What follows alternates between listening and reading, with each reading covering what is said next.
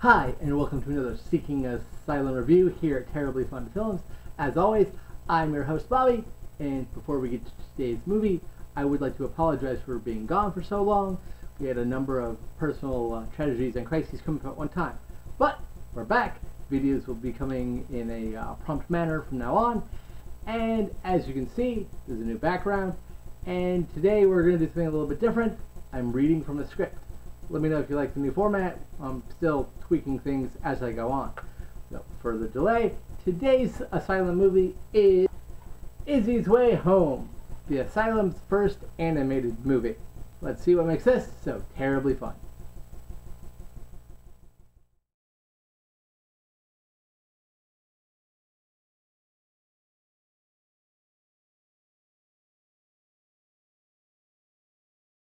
The plot is Izzie is born in an aquarium on a yacht, and the rich owner is very snobby about how his fish must look.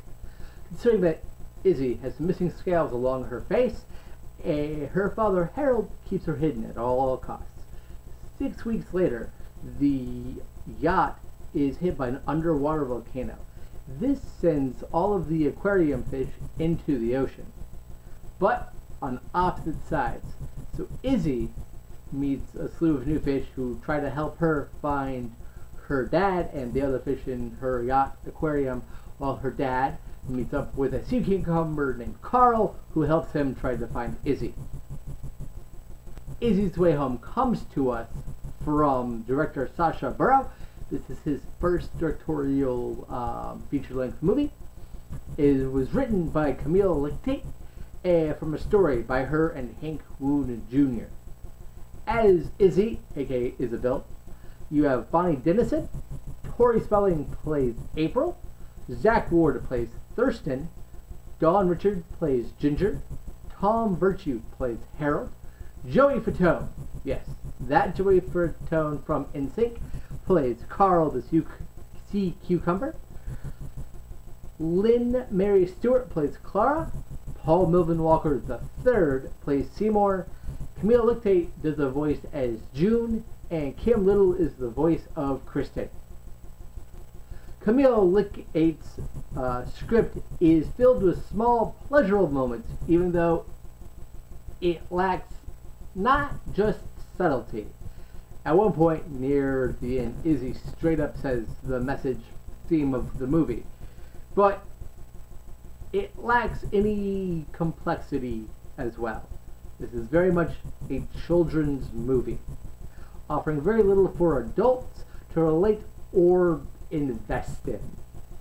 However, as a kid's feature, it's inoffensive, sweet even, and because it keeps things simple, it's easy enough for their target audience to follow along.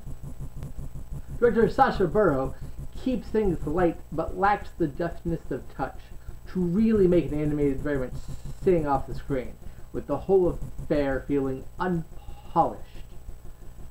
However, some of that's probably due to the limited resources. I mean, this is an Asylum production after all, and they make movies on shockingly small budgets. Within that scope, things don't look much worse than your standard CGI animated made-for-TV movie. For example, Agent Fox, which you can watch now on Netflix. It's just that the director is unable to really keep things sort of meandering.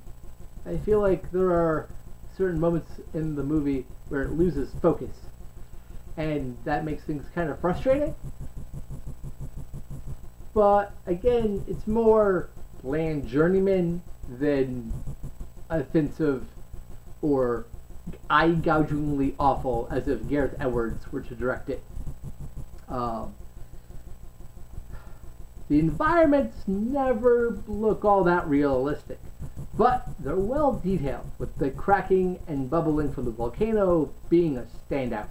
The volcano looks really good. The underground magma and the cracks and the fissures and the bubbles from all that, they look fairly cool. They look nice. But it's all very simple, very basic shapes, very basic colors, easy to model and to render and to fill in. Not necessarily a problem, but I have seen straight to DVD movies, animated movies like Dragon Hunters, also on Netflix, look much better. So that's a bit frustrating. Sadly, the characters and the backgrounds don't mix very well. There are several times throughout in which one or two of the characters aren't rendered properly, so they fall into the terrain. And I mean that literally. There's a moment where Carl and Harold are... Carl's walking, Harold's swimming because he's a fish. And Carl's yada yada yada, and he actually is moving forward, but he's inside the environment. He's not actually on top of it, he's in it. And there's a scene where Izzie meets Tori Spelling's April, who's trying to help her get across to the other side of the volcano, and they're swimming along, and a fin moves like that through Izzie. Izzie's swimming behind April, and the fin just moves right through her like she's a ghost, or like the fin's a ghost or something. And this is an animated movie, so that's a bit of a problem. A similar problem happens with Carl, because he's like protrusions and spikes on his head and face, and when he's looking around, there are times where the spikes are just swallowed by his neck. They just simply disappear into him. They're not properly animated to stay out, so when he moves, it disappears. I realize the budgetary restrictions that any and all Asylum movies face, but when you commit yourself to doing an animated movie, something that the staff at their HQ announced they were ready for, then I do expect a certain level of quality. Stiff lip syncing, I can overlook that. Sparse detailing and simple backgrounds, low budget means compromise, so that's okay. Character animation ghosting through other characters, that's kind of the core tenet of what you don't want to have happen as an animated movie. As such, I find it much harder to give that kind of thing a pass. It only happens a few times though, so the movie's not a complete wash, but it is telling that it happens at all. With all that, the lighting effects are really solid here, with the refraction when light goes through the water being better than expected. The most interesting part of the whole production though is the camera movements once our leads fall into the ocean. The camera constantly feels like it's freed from gravity and actually underwater. It moves in really interesting ways that you can't really replicate in a grounded gravity setting. The camera moves up at angles that might seem odd, but it grants a sort of it simulates a feeling of swimming, which is an interesting thing for the movie to attempt to replicate, but they do it fairly well. The Lords of the Score, the two Chris's, teamed up again and delivered another solid entry into their musical repertoire, keeping things light so it never gets too dark for the little ones. There is a scene with fish skeletons that could maybe too much if the kid's a little sensitive, shall we say. And matching the frantic pace of the characters, Reinhauer and Kano again represent the best of what the Asylum can do. Seriously, I'm not sure if these two have ever done a full-on bad score. Just some scores that are better than others. This is not their best score, but it's solid, it's entertaining, and it works well in the context of the movie. As Izzie, Bonnie Dennison, who most will probably recognize from the Asylum Zone Born Bad or her time on the TV show Third Watch, gets the optimistic spirit and determination down pat. You can hear her pluck in the voice, making her easy to relate and root relate to and root for. Tom Virtue as Harold, Izzie's dad, is fine. He suits the look of the character nicely. It has an agreeably soothing tone, so you can understand how he calms Izzie down so swiftly when she has to hide from the yacht owner in the beginning of the movie and such. Later on in the movie, though, he never quite convinces you that he's as desperate as the script and dialogue calls for. April is the first fish Izzie meets in the ocean, and she instantly takes a shine to the little one's moxie. Tori Spelling, of all people, whose career I really don't know that well, aside from she was on a TV show for a while, and she's the son of Aaron Spelling. I don't know much about her, but she brings a lot of heart and sweetness to this role, and with just the right touch of goofiness as well. However, it is Joey Fontaine, the instinct guy, as the inscrutable and vulgar for this kind of kids movie. Carl, that really steals the show. He's great here. He has this hilarious, over-enthusiastic way of explaining everything to anybody who's willing to listen. So when Harold becomes his friend, he goes crazy. The closest comparison I have is to Dory in Finding Nemo. Dory's a much better character. That movie is much better overall, but it's the same kind of character who's just this sort of somewhat crazy, hyper, could have been annoying character, but they do it just right to really make him stand out. And Joey Fontaine brings that spontaneity and fun out in shocking amounts of spades. Dawn Richard as Ginger is good.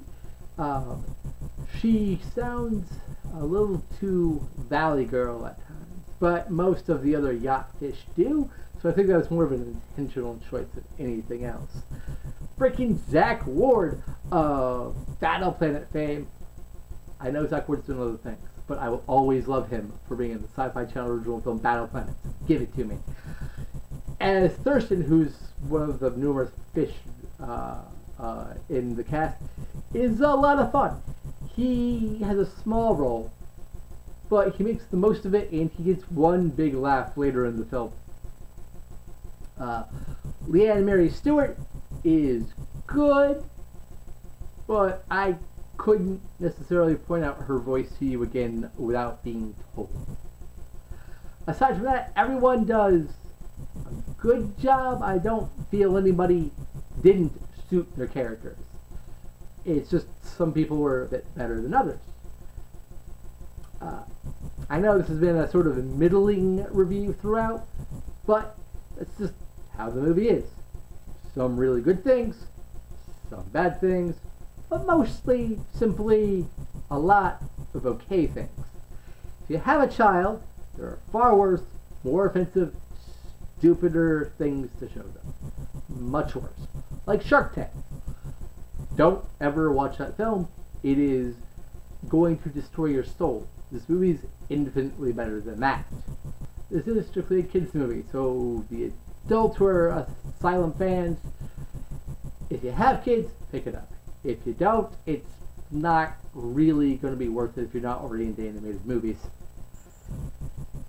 But, based on what they learned here, I'm fairly excited to see another animated movie, because they do a lot of interesting things, a lot of ambitious things. Some of those things completely elude them and is beyond their grasp, but they tried. The really interesting camera movements and the way it felt like it was actually underwater and stuff, and they had a really strong voice cast. Again, even the people I didn't mention were at least good. So if they could tighten up some of the ghosting issues and some of the simple backgrounds, they could really do an interesting, really diverse, energetic direct-to-DVD animated movie, which would be a lot of fun to watch. Overall, Izzie's Way Home is an interesting stepping stone with good ideas, but it doesn't quite reach the same fun heights as previous Asylum movies, such as Sleeping Beauty or the Sharknado franchise.